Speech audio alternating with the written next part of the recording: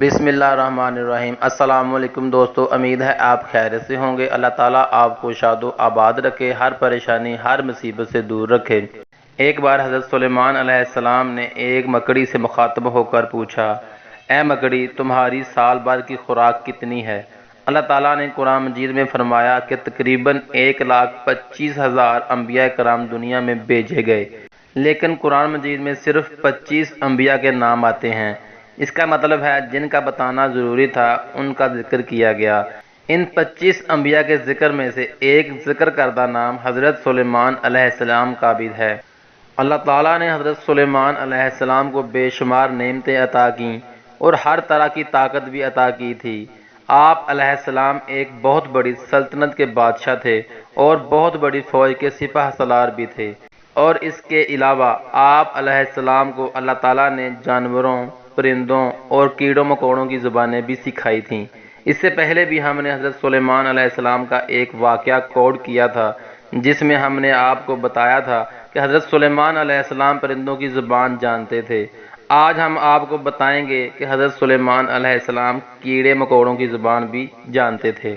ایک بار حضرت سلیمان علیہ السلام ایک مکڑی سے مخاطب ہوئے اور کہا کہ اے مکڑی، تمہاری سال بھر کی خوراک کتنی ہے؟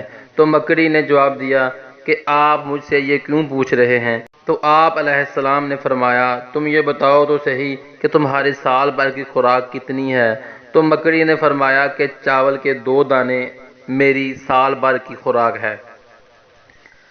آپ علیہ السلام نے چاول کے 2 دانے اس کو دے دیے اور مکڑی جس بل میں رہتی تھی اس بل کا سوراخ بند کر دیا، اور جب 1 سال بعد اس سوراخ کو کھولا گیا تو مکڑی نے صرف 1 دانہ کھایا تھا اور 1 دانہ ابھی باقی تھا۔ تو حضرت سلیمان علیہ السلام نے اس مکڑی سے پوچھا کہ اے مکڑی، تم نے یہ 1 دانہ کیوں بچا کر رکھا ہوا ہے؟